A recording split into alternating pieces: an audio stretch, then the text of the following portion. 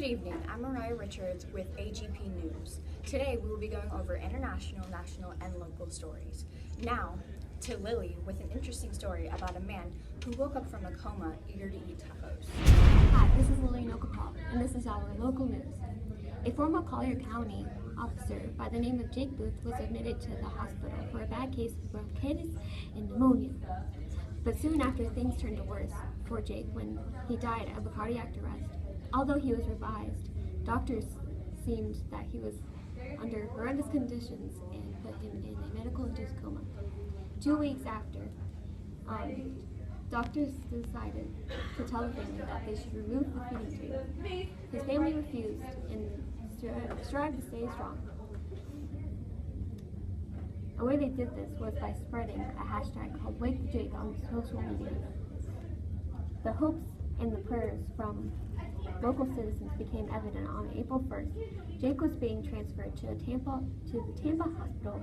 While they were rolling him outside, they noticed Jake was involuntarily squinting. This was a good sign because it was showing sensory, which is a form of consciousness. Nearly 48 days later, being pronounced dead, and a long, stressful days for his family, while they waited for him to awaken, the prayers weren't wasted. On April 3rd, Jake awoke. In his consciousness, his first words were, "I want Taco Bell." A week after his recovery, he was allowed to eat solid foods, and he had to eat 8.5 tacos.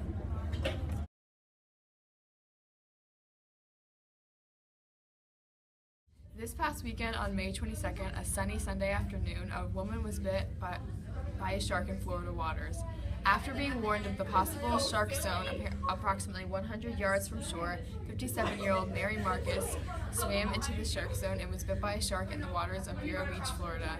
Before the incident, lifeguards warned beachgoers of the ocean's shark zones, in which sharks swim through the areas looking for bait fish and can potentially mistake a swimmer for food. The area is considered to be so potentially dangerous that lifeguards usually do not swim more than 20 yards from shore to avoid the hazardous zone. Marcus endured one single bite on the thigh from a shark and immediately swam away after, which is also referred to as an exploratory shark bite or a bite and release. After swimming to shore, wrapping her leg in a beach towel and calling for help, Marcus is currently in stable condition in a local Florida hospital. Witnesses to the incident say that Marcus remained calm throughout the incident. A spokesman from Vero Beach, Florida Lifeguard Association says in order to prevent future shark attacks, swimmers should take the necessary precautions at the beach, such as to avoid swimming near shark zones and to always stay near lifeguards. With hundreds of shark attacks occurring this past year, swimmers should follow these precautions for a safe summer.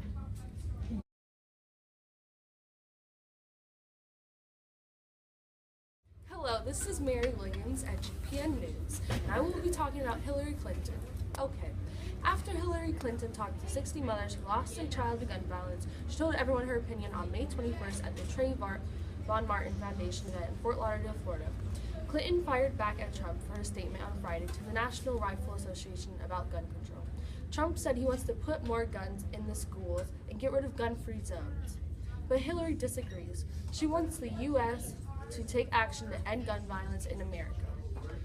She says if she becomes president, she will take away the Second Amendment right. She called herself the most anti-gun candidate ever to run for office. She had used this issue to differ from Bernie Sanders, who voted for a law that shields firearm manufacturers from lawsuits. We've asked Mariah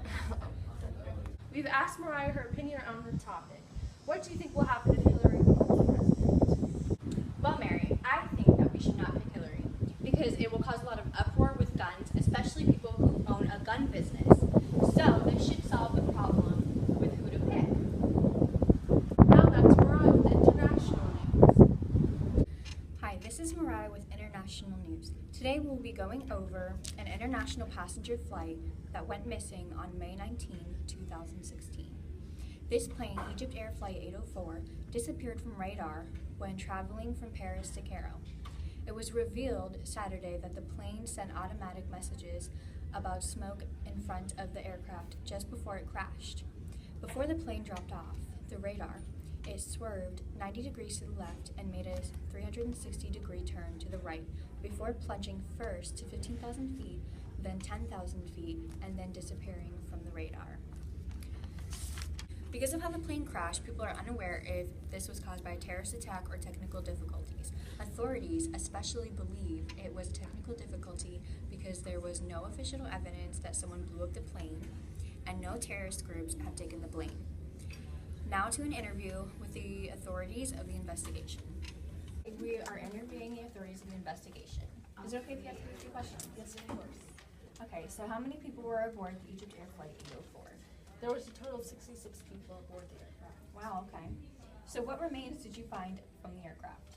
Well, searchers recovered parts of the plane wreckage, including passengers, personal belongings, aircraft chairs, and even body parts. So where was the plane found? Well, part of the plane was found in the Mediterranean along with pieces of the passengers. So there's still no evidence of how the plane crashed? No, we are still not sure what caused the plane to crash in the sea, if it was like terrorists or technical difficulties, or still trying to figure out what happened. And now a submarine has joined the Mediterranean Sea searching for the black boxes that could reveal what caused the crash. Okay, thank you. That'll be all for the investigation today. That'll be all for today. I'm Mariah Rogers with AGP News. Have a great day.